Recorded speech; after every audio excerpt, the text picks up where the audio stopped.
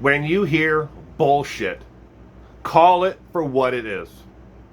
So today, the Republican leaders, along with the Department of Justice and some political appointees who really are severely underqualified for their jobs, stood on the steps of the United States Senate to tell you that we, the Republicans, have been looking out for you, and we did exactly what we promised we would do.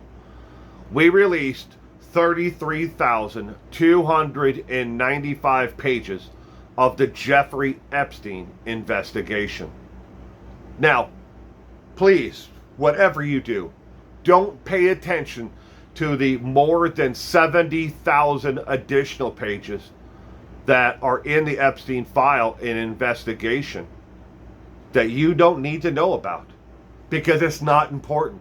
We released 33,295 pages. Pay attention to that. Then they took subtle jabs at the other political party, the Democrats, because they didn't do it. They didn't release this information. We did. We promised, and we kept our promise and released this information. Of the 33,295 pages, just doing a Google match for match of every single page, it comes to 97.5% of all of the information released today is already in the public domain. It had been released before. Yeah. So they're doing you a great justice. They have helped you get the information from the Epstein file by cherry picking little pieces of information here and there that has nothing to do with any one individual, but only the investigation itself. But hey, they're looking out for you. I'm not making fun of the Republican Party or any one individual. I'm just straight up telling you the truth, the facts, because that's all I live by. When I see and hear bullshit, I call it for what it is. Ask yourself this: why is it in the entire release of the 33,295 pages, and that includes a lot of redacted information, why is it there's nothing in there about Jeffrey Epstein's ranch? Why is it there's no information in there about who visited Jeffrey Epstein's home in Florida? Why is it that there is no information in there about who went and attended parties at the Epstein, home in New York? Why is that stuff not there?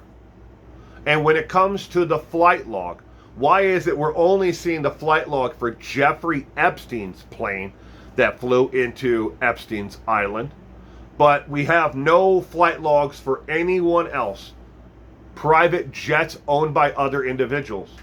Why is it we have no flight logs for those who took charter flights there?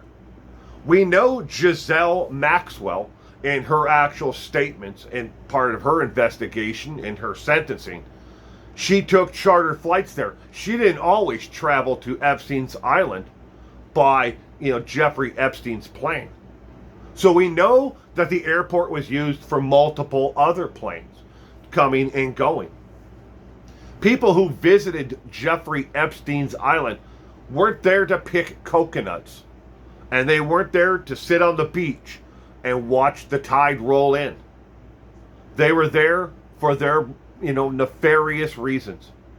No one who went there was innocent. So why don't we have those, files? Why did they cherry pick these things that have already been in the public and tout that they've done even more for you and released even more? Because you'll believe it.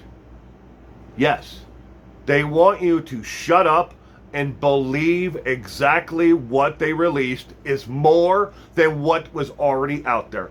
Again, a Google page for page match, 97.5% of everything released today was already in the public domain. We already knew this information.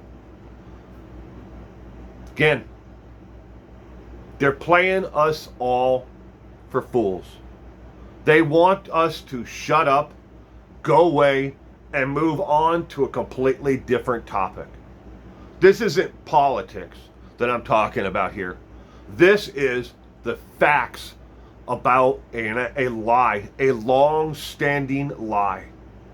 A lie that they have perpetrated upon you, the American citizens, and myself.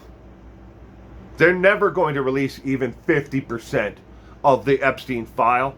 And if they do, it's going to be so heavily redacted, it's just going to be a black piece of paper. Because they want us to believe only that it's these people, not these people. Shut up, go away, and believe our bullshit.